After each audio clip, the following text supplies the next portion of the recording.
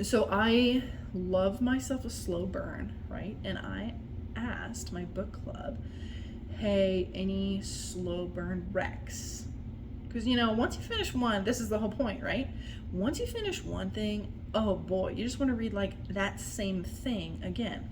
Why isn't there like a Netflix recommended, you liked this, so you'll like this type of thing? It's so hard to find that, right? So I asked for some slow burn recs, and somebody said, have you ever read any Mariana Zapata? And I was like, no. So I ended up getting one. This was a audiobook, and it was 16 hours. I read it on the drive to my parents' house. The Wall of Winnipeg and Me, Mariana Zapata. Adult, contemporary, romance, open door, slow burn, fake relationship. Pretty much had, well, let me just read what I wrote about it. My little review. Pretty fun.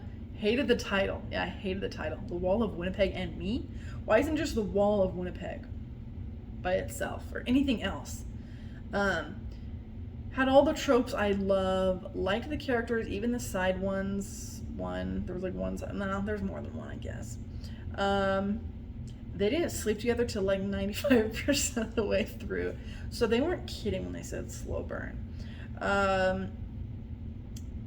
They had a Married with Kids epilogue, which usually I hate. Usually barf to epilogues, but it was okay. To be frank, it was really long. 16 hours is long. And I don't even know what happened the whole time. How did they fill all that time? But the angst was palpable.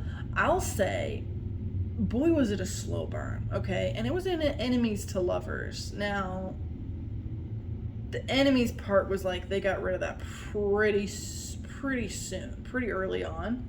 But regardless, they were enemies to lovers, enemies long before the book started. Here's the premise, pretty simple. I usually write it down so I don't get lost in things, but it was very simple. The Wall of Winnipeg is an NFL player. I don't even know what position he plays, but he's gigantic, he's a wall. And the main girl, I forgot her name.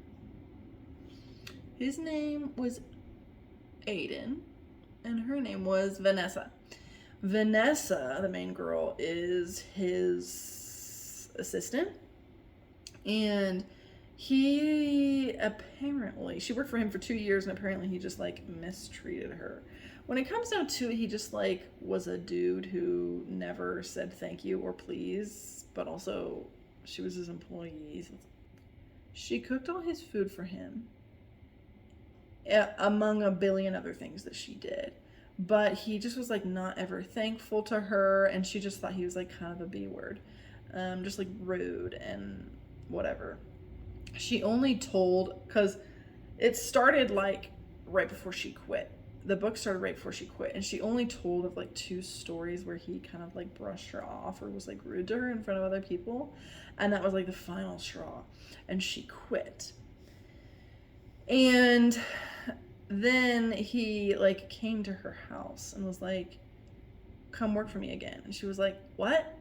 And he was like, come work for me again. And she was like, no.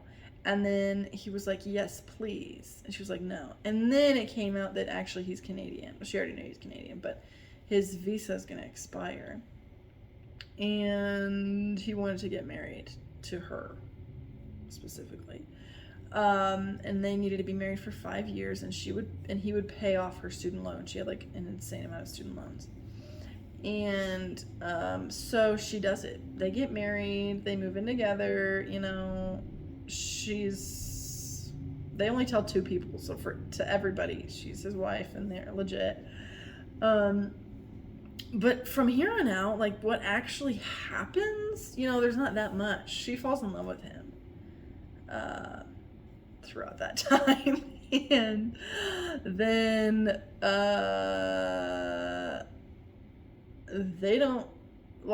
they confess and everything before they sleep together. Thank God. That's my fave.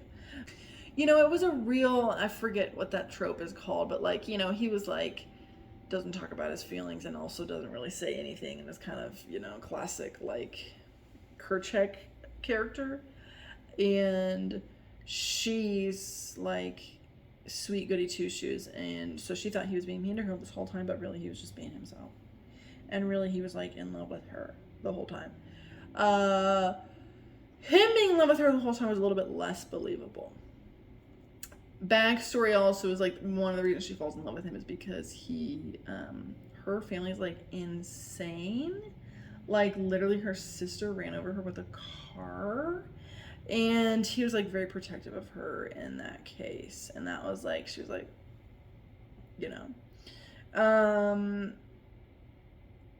and then he goes, at the end of his season, he goes to off season, he goes to Colorado in the middle of nowhere and trains.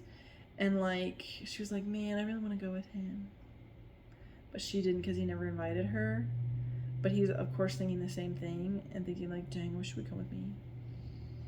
But I'm afraid she'll say no if I invite her or something.